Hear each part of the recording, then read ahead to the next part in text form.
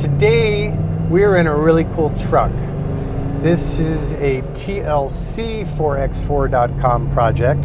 To be precise, we are in a 1985 FJ60, and this is built in a style we call 140. 140 is where we take an FJ60 and we build it upon an FJ80. Get it? 80 plus 60? You're catching up.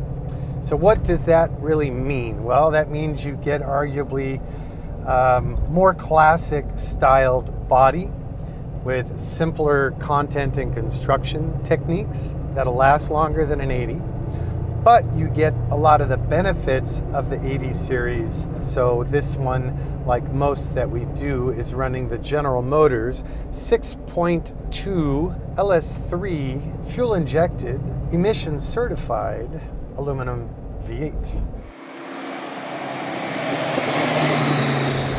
Being that this is a stage 3 level restoration, that means absolutely no stone was unturned. It was stripped all the way down to the bare ladder frame, as you can see in these process images. The frame was then modified in wheelbase to be able to fit the 60 body. Track width is not a problem, although it is a little bit wider.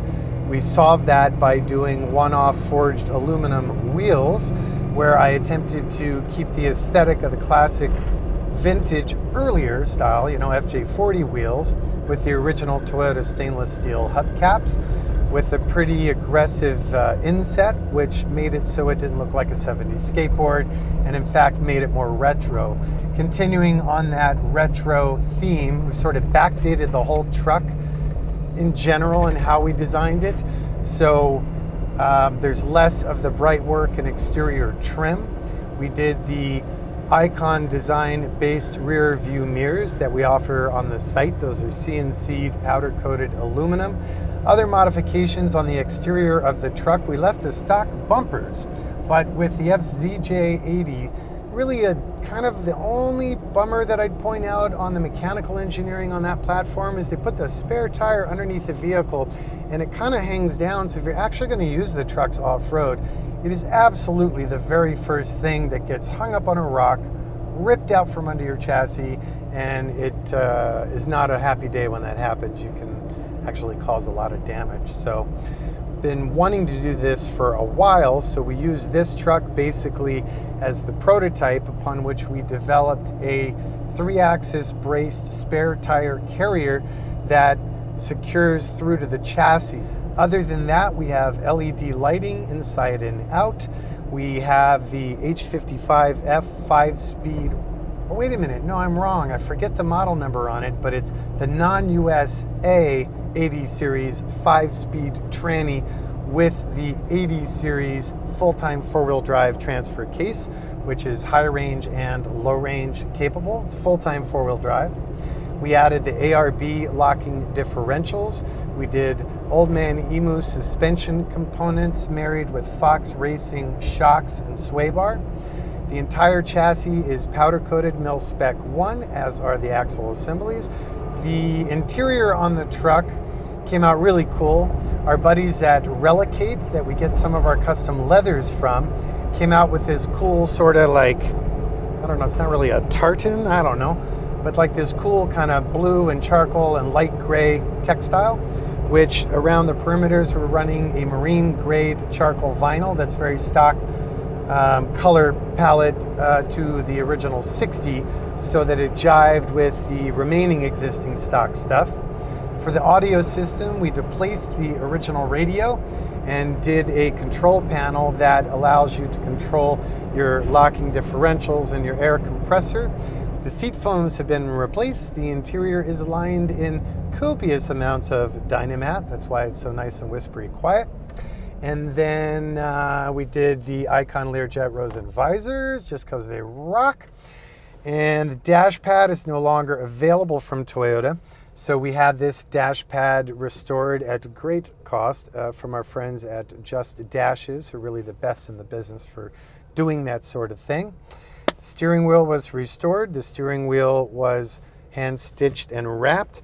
The Icon console doesn't fit so good in these. We're thinking about and prototyping a thinner one for this app, but we didn't have it ready in time, so we ran the good old school Tuffy. In the front plane of the Tuffy, you'll notice the seat heater controls for the carbon fiber heat blankets. Carpets are marine rated dense cut pile.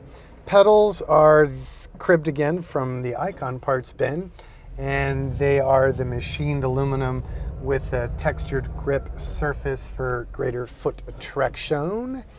And we left it manual windows. We did a stealth audio system that's Bluetooth dependent. It is the newest version, the Mark V, that supports phone Bluetooth as well as your full digital audio sound process system running focal speakers with hidden amps. Bass is hiding under the passenger seat. Headliner is in the original sort of crater design that would have been stock on an early FJ60, as opposed to the sort of velveteen stuff that is absolutely impossible to maintain. So we prefer to kind of backdate the headliner on these. What else? You know, I think that's just about it. We did the JDM and kilometer and digital clock package, which is kind of nifty. I know I'm missing something, but I'm going to shut up now, and I'm going to thank you for taking the time to watch yet another one of my blah, blah, blah videos. I'm glad that you guys appreciate them, and we love that you support our brand. Any questions, the website, TLC4x4.com. The old school telephono is 818-280-3330. TLC4x4 on Instagram, although I'm kind of lazy and don't have a social media manager, so I mostly post all my TLC stuff, my leathercraft stuff, my watch geekness, my travel, and my Icon projects, all on the Icon 4x4 Instagram feed. Thanks again. Can't wait to see you guys on the next one.